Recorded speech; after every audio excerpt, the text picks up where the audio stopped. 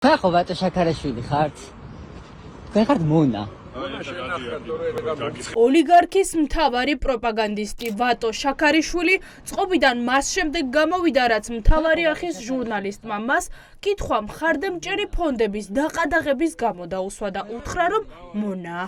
ამის გაგებისთანავე შაქარიშვილი გიორგი მამნიაშვილს გაეკიდა. ტელეფონი დააგდებინა და ფიზიკურად გაუსწორდა.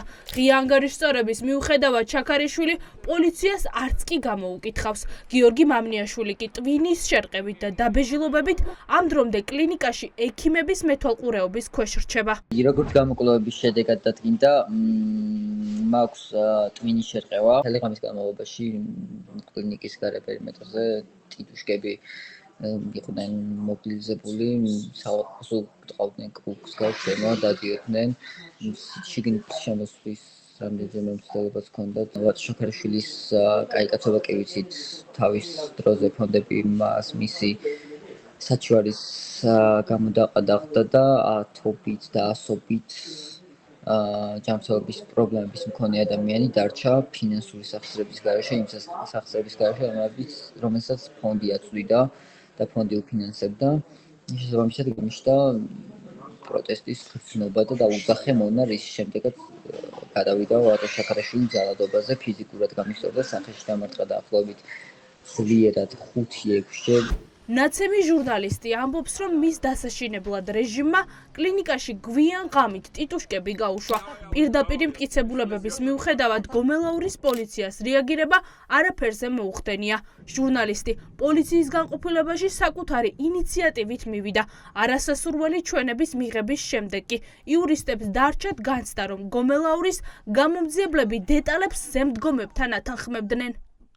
ერთადერთი ლოგიკური გაგრძელება ამ საქმეს უნდა მოყვეს შესაბამისად სისხლისამართლებრივი დევნის დაწყება ვატო შაქარაშვილის მიმართ და კონკრეტულად ბრალი უნდა წარედგინოს მინიმუმ 126-ე მუხლი. თუმცა რაიმე იმედი არც გიორგის და არც მე არ მაქვს, მიუხედავად იმისა, რომ მტკიცებულებები ხელის გულზე ექნება საგამოძიებო ორგანოს. რამოდენიმე საათი დასჭირდა საგამოძიებო ორგანოს, რომ საბოლოო ფორმა ჩამოეყალიბებინა გამოკითხვის ოქმის.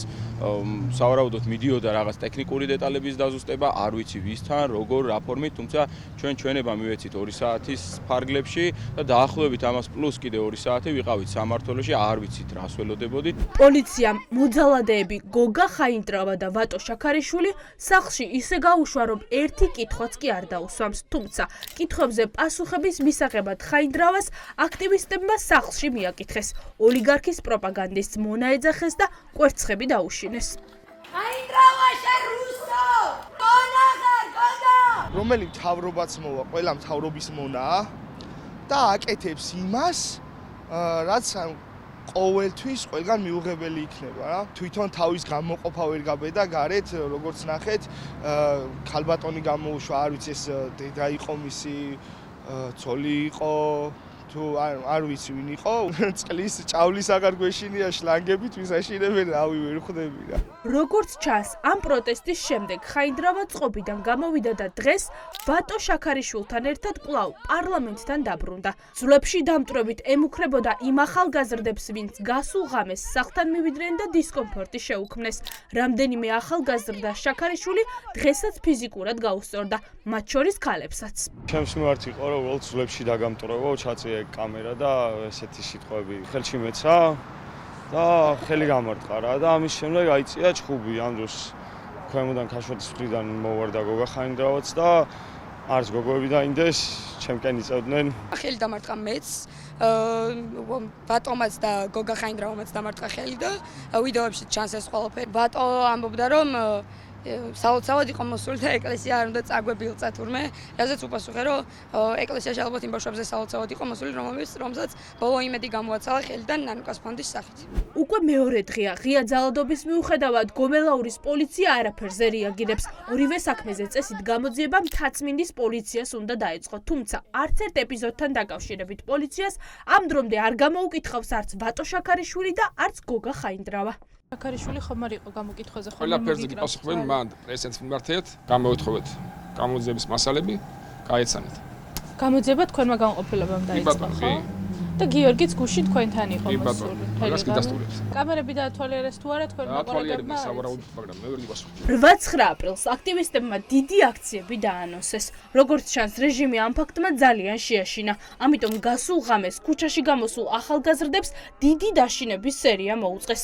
რუსთაველის გამზირზე ოცნებამ ისევ ტიტუშკები გამოიყვანა. მოძალადე ნიღბიანები სცემდნენ და ემუქრებოდნენ ყველას, ვინც პროტესტის 129 დღეს ქუჩაში იყო გამოსული.